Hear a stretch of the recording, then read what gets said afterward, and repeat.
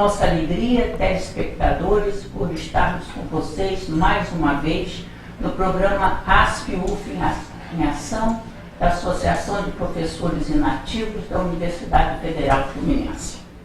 Nosso tema de hoje é Copa do Mundo, Impactos e Legados. E o entrevistado escolhido é o professor Valdir Lins de Castro. O professor Valdir Lins de Castro, ele tem a sua formação tanto no Brasil quanto nos Estados Unidos. Ele tem mestrado e doutorado na área de Educação Física, na área de Educação, Métodos e Técnicas, na UF, mestrado nos Estados Unidos em Currículo e Supervisão Escolar, doutorado na área de Currículo, também nos Estados Unidos. E atualmente ele é diretor do nosso Instituto de Educação Física da UF. Então, a nossa primeira questão, professor, é que o senhor falasse um pouco do Instituto que o senhor dirige. Com prazer. Bom, em primeiro lugar, dizer do prazer estar aqui com vocês, né?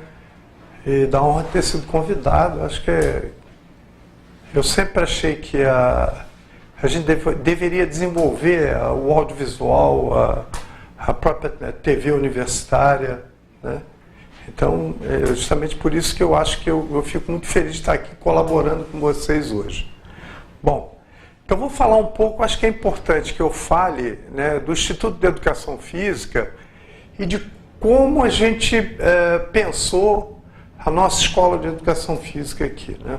Bom, eu ingressei aqui há muitos anos atrás, em 1976, e naquela ocasião a gente vivia um período da ditadura militar, né? E a educação física era uma educação física com características bem próprias daquele determinado período. E aqui na UF, ela, de uma certa forma, ela já ofereceu uma resistência ao que o sistema preconizava e, na realidade, organizava através de leis bem detalhadas, né? Porque a gente começou a dar aula para alunos dos diversos cursos aqui da universidade e numa perspectiva de formação de atleta. O que, na verdade, era uma incoerência, porque já eram pessoas com, no mínimo, 18, 19, 20 anos de idade, que se não foram atletas até essa idade, não seriam mais, né? Mas a gente trazia toda uma formação que era de formar atleta.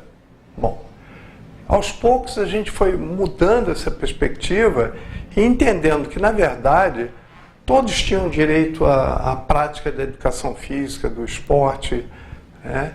E não apenas aqueles mais bem dotados, né? Aqueles que tinham as habilidades que poderiam fazer deles atletas, né? E a gente foi construindo uma nova perspectiva de educação física. Com o passar dos anos, né, a gente construiu, na verdade, uma teoria de como deveria ser essa educação física, que deveria ser uma educação física para todos, né, que ela não deveria ser excludente, e deveria ter um cunho, principalmente educacional, ou de lazer, ou de preparação para o lazer, né? Então, quando eu faço uma avaliação de que é a Copa do Mundo, de que pode ser a Copa do Mundo, eu também olho dessa perspectiva, né? Ou seja, a Copa do Mundo já é mais excludente, por exemplo, que uma Copa do Mundo não pode ser, porque são aqueles atletas ultra especializados, né, que chegaram àquele determinado ponto. E aí eu já aproveito para dizer que como o nosso curso ele costuma formar alunos, principalmente para trabalhar na escola, todo esse clima criado em torno da Copa do Mundo, né, que na realidade, de divulgação dos atletas e que acaba influenciando a juventude no sentido de querer se tornar um atleta como aqueles que vão estar ali presentes na Copa do Mundo, isso não contribui para esse tipo de educação física que a gente procura desenvolver na escola, né? Porque seria uma educação física e um esporte, na realidade, excludente. Então a gente entende que, inclusive, como fator de divulgação do futebol e de influenciar os jovens, por exemplo, para a busca do esporte, para a busca do futebol principalmente, ele também vem assim numa direção, num viés que não interessa quando nós pensamos o esporte para todos. Sim, professor. Muito interessante essa sua visão. E o que o senhor pode nos dizer sobre o surgimento do esporte? Isso é uma outra coisa que eu acho que é interessante. Por exemplo, existem várias vamos dizer assim, teorias e concepções em torno de aonde surgiu o esporte, como surgiu o esporte, né? E, em geral, o que se diz, assim, o mais divulgado é que o esporte surgiu na Grécia Antiga, né? E se nós formos olhar, inclusive com base em algumas atividades que nós ainda temos, como o atletismo, por exemplo, a gente vai entender, olhou o movimento, por exemplo, do lançamento de disco. A gente tem aquela estátua do Discóbulo, né, que é famosa. Quando a gente olha a estátua do Discóbulo e olha alguém lançando um disco hoje, apesar da técnica ter mudado, né, e haver toda uma tecnologia, inclusive, desenvolvida em torno disso, o movimento é bastante semelhante. Aí a gente poderia dizer, né, bom, o esporte surgiu na Grécia Antiga. Eu diria que não.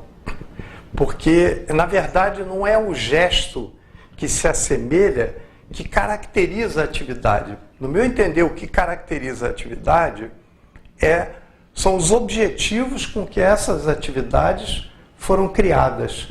E isso tem a ver com a conjuntura e com o momento histórico quando elas foram criadas. Então, se nós formos para o período da Revolução Industrial, no século XIX, a gente vai ver que foi nesse momento que, na verdade, surgiu o esporte com as características que nós viemos até hoje. Então, por que isso? A Revolução Industrial, com o desenvolvimento da indústria fabril, houve a necessidade de criar novas regras nesse período. As pessoas viviam em feudos, né, em grupos familiares que tinham normas de convivências próprias e, de repente, se viram obrigados a se deslocarem para as grandes cidades e viver em grandes conglomerados, né? Como essas normas familiares, elas eram daqueles determinados grupos, obviamente que cada grupo tinha normas próprias, embora de uma certa forma semelhantes, né? Então a vinda dessas pessoas para a cidade, para viver nesses conglomerados, acabou criando a necessidade de se estabelecer regras de convivência. Então foi um período onde o estabelecimento dessas regras de convivência se tornaram necessárias, inclusive para o trabalho na fábrica, né? Se a gente vê, por exemplo, o trabalho na fábrica, ele passou a ser regrado pelo relógio, o que não acontecia no período anterior, né? Então, tudo isso levou ao surgimento dessas regras, que foi justamente o que aconteceu com o esporte. O esporte, que era essa atividade semelhante ao esporte que existia antes, ela não tinha essas regras detalhadas que passaram a ter nesse determinado momento, e que foi, inclusive, o que possibilitou a divulgação desse tipo de atividade para outras partes do mundo, inclusive. Muito obrigada, professor. Nós sabemos que as Copas do Mundo, elas têm apresentado assim, diferentes características. Então, nesses minutos finais desse nosso primeiro bloco, eu gostaria que o senhor destacasse alguma coisa sobre essas Copas do Mundo. É uma das questões que a gente pode destacar com relação às Copas do Mundo, né? A gente vê a importância da Copa do Mundo, eu acho que a grande importância dela hoje, na realidade, é comercial, né? O esporte se tornou uma grande mercadoria e o futebol em particular. Não? Então, com o esporte e junto com o futebol, no caso, se vende tudo hoje. Então, a gente percebe, por exemplo, as camisas dos clubes de futebol, né? Quando a gente olha a camisa de futebol, tem lá, ele vende junto a propaganda da Unimed, da Petrobras, enfim, do que for. Coisa que há uns anos atrás, para os mais velhos, né, a gente pode bem recordar que isso não acontecia. Então você hoje compra a camisa de um clube, ela é cara, né? E a pessoa que compra ainda faz uma propaganda de forma gratuita, né? Para esses patrocinadores, na verdade. Isso é um pequeno detalhe, né? O direito de transmissão, por exemplo, direito de transmissão, só para... Eu tenho um dado aqui, foram 5 bilhões que a FIFA já arrecadou até o momento, só com patrocínio e transmissão por televisão, né? E já de antemão eles estão dizendo que essa foi a Copa do Mundo mais rentável até o momento, né? Isso é um pequeno detalhe, porque se a gente for caminhar, aquelas placas que tem em torno do campo de futebol hoje, que também não existiam anos atrás, né? Aquilo tudo é vendido ali no entorno, né? A gente tem os garotos propaganda, você tem, por exemplo, uma Coca-Cola, que é uma multinacional e que torce pelo Brasil, né? Nas propagandas está o tempo todo lá fazendo propaganda do Brasil, como se a Coca-Cola fosse realmente brasileira e torcesse pelo Brasil, né? Os garotos propagandas, como o Neymar, o Messi e todos os outros aí, né, estão o tempo todo na televisão, né? E a gente pode falar sobre uma série de outras coisas. Mas nós vamos continuar a falar sobre a Copa do Mundo no nosso próximo bloco, né? Porque nós agora estamos terminando esse primeiro bloco, mas fique conosco, telespectadores, porque dentro de instantes nós estaremos continuando o tema Copa do Mundo, Impactos e Legados, com o professor Valdir Lins de Castro.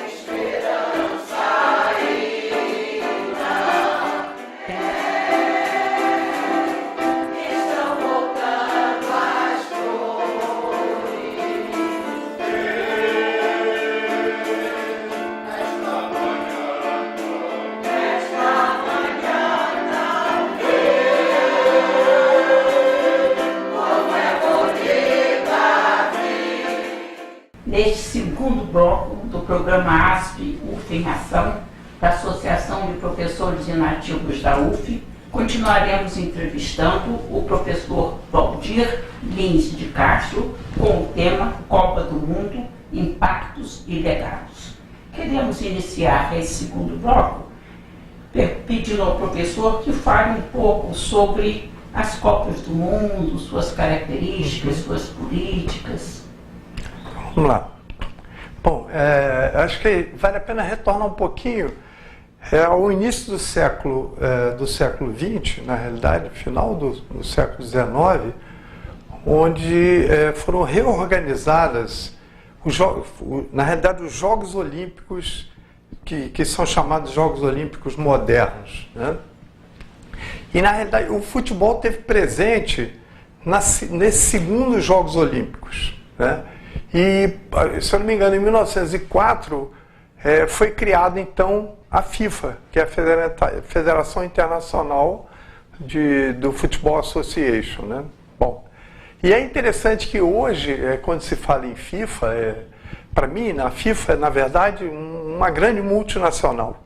Ela deixou de ser uma federação e passou a ser uma grande multinacional.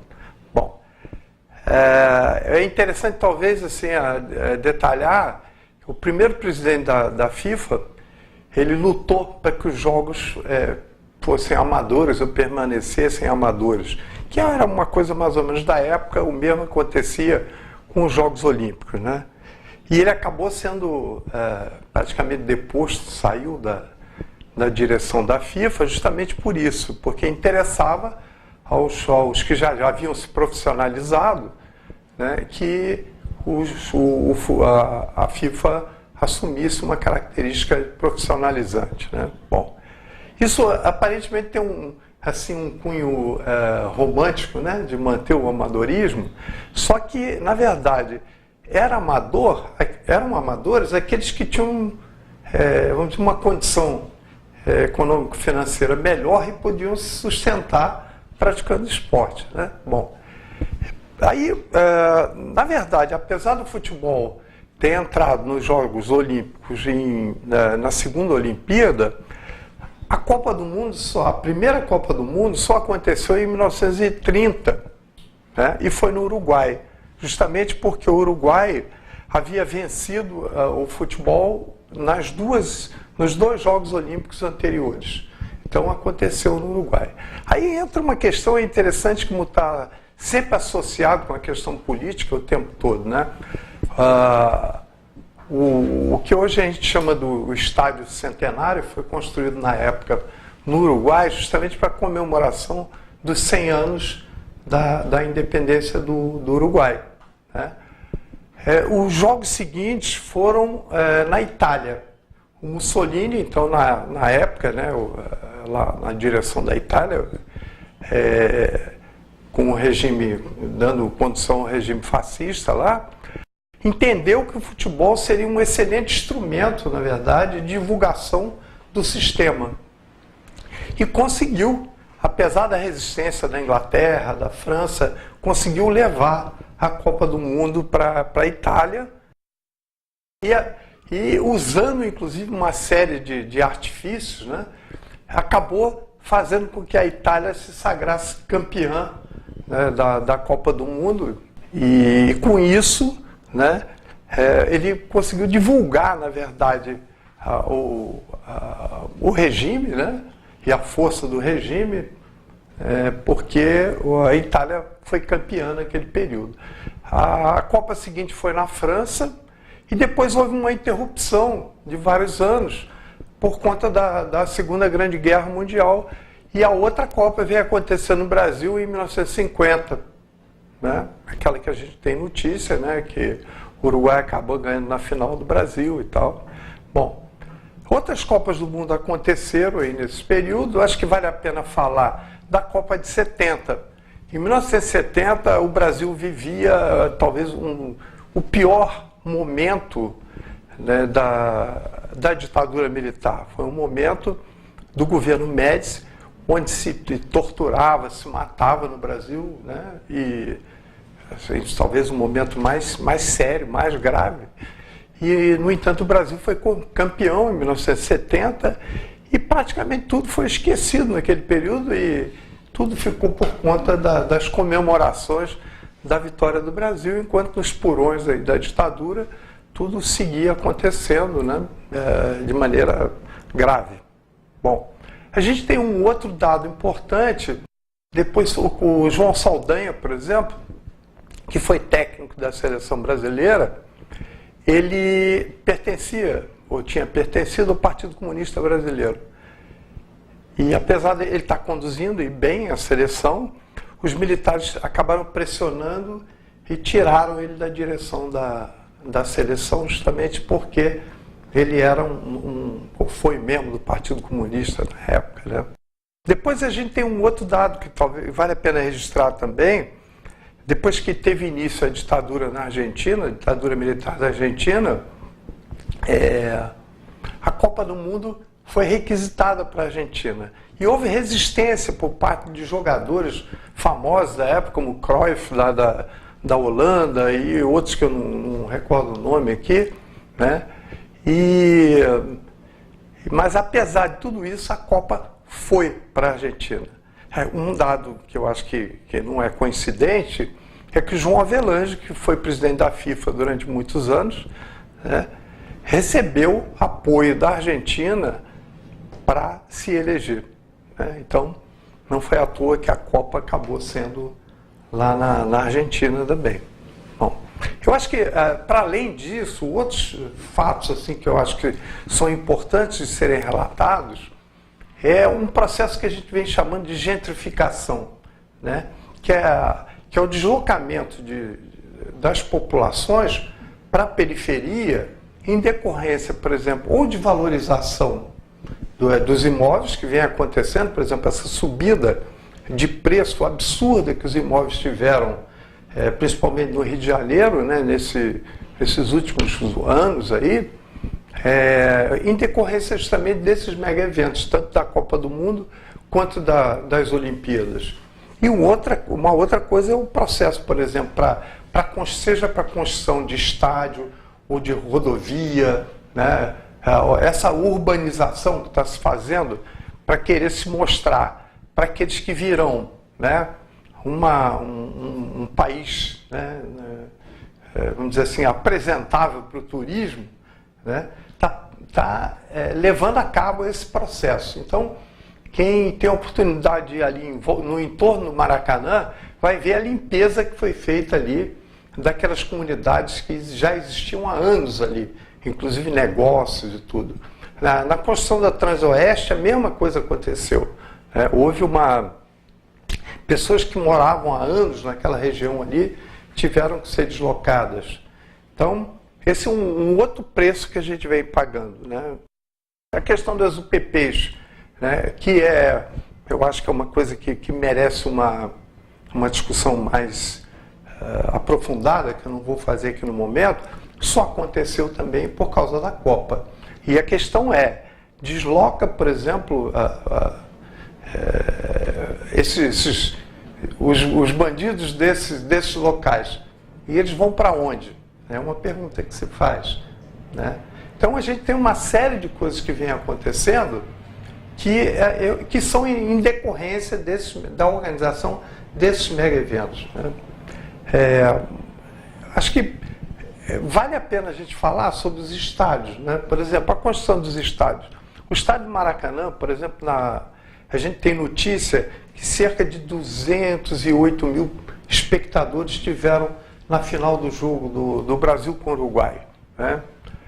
Isso porque os portões acabaram sendo arrombados e tal, então perdeu-se um pouco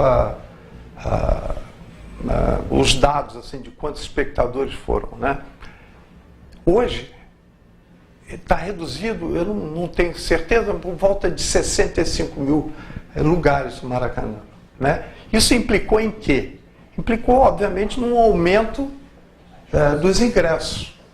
E isso aconteceu o quê? Foi havendo a exclusão daqueles que têm um poder aquisitivo menor. Por exemplo, eu lembro, eu era garoto, eu assistia a jogo na Geral do Maracanã. A Geral acabou, né? Que tinha um preço bem acessível. A colocação de lugares nas arquibancadas e a redução do número de lugares no Maracanã fez com que as pessoas excluíssem as pessoas, né? E aí a gente tem outras coisas absurdas. Por exemplo, a África do Sul, né, é um retrato disso aí. Foram construídos estádios que agora estão praticamente sem uso, né? Aqui no Brasil estão sendo construídos estádios em locais onde, se a população toda for para dentro do estádio, vai sobrar lugar, né? Então a gente tem tudo isso, né, são fatos que poderiam ser melhor discutidos, investigados, né? Mas infelizmente isso não é feito, a coisa é feita de uma maneira sodada. Com relação, por exemplo, ao turismo, né, eu li um dado sobre o turismo na Inglaterra durante a Copa do Mundo. O que aconteceu é que a gente tem ideia de que esses mega eventos eles trazem o turista. Lá foi registrado uma diminuição do número de turistas, do fluxo de turistas. Não sei se no Brasil aconteceria a mesma coisa, acho que são situações diferentes, né? A Inglaterra tem um fluxo turístico muito maior do que o Brasil, né? Então, mas é um dado que existe, né? Enfim, e sem contar tudo isso, né, há um grande investimento, vamos dizer, no Brasil hoje, por conta desses mega eventos e, sobretudo, na cidade do Rio de Janeiro. A pergunta é por que isso não pode ser feito em outras ocasiões, só nessa ocasião. Aí tem um argumento que se diz, que é o seguinte, a iniciativa privada o dinheiro vai sair da iniciativa privada, mas isso nunca acontece. Quem acaba custeando é o Estado e, obviamente, nós. Infelizmente, nós estamos chegando ao término desse programa e nós queríamos passar mais uma vez a palavra para as suas considerações finais e nós terminaremos o programa. Bom, mais uma vez agradecer a possibilidade de estar aqui conversando com vocês, né? E falar de alguma coisa que a mídia hegemônica não dá a oportunidade de ser falado, né? Então a gente pode aqui fazer comentários e estar falando de coisas que, de um modo geral, as pessoas não têm oportunidade de ouvir ou falar. Muito obrigado. Nós agradecemos ao nosso entrevistado, o professor Valdir Lins de Castro, e, por favor, vocês continuem conosco nos próximos programas que nós faremos aqui na ASP-UF. Para se comunicar conosco, pode telefonar, vir à nossa sede e vejam os nossos programas também, podem ser acessados na telinha, no YouTube e assim por diante. Muito obrigada.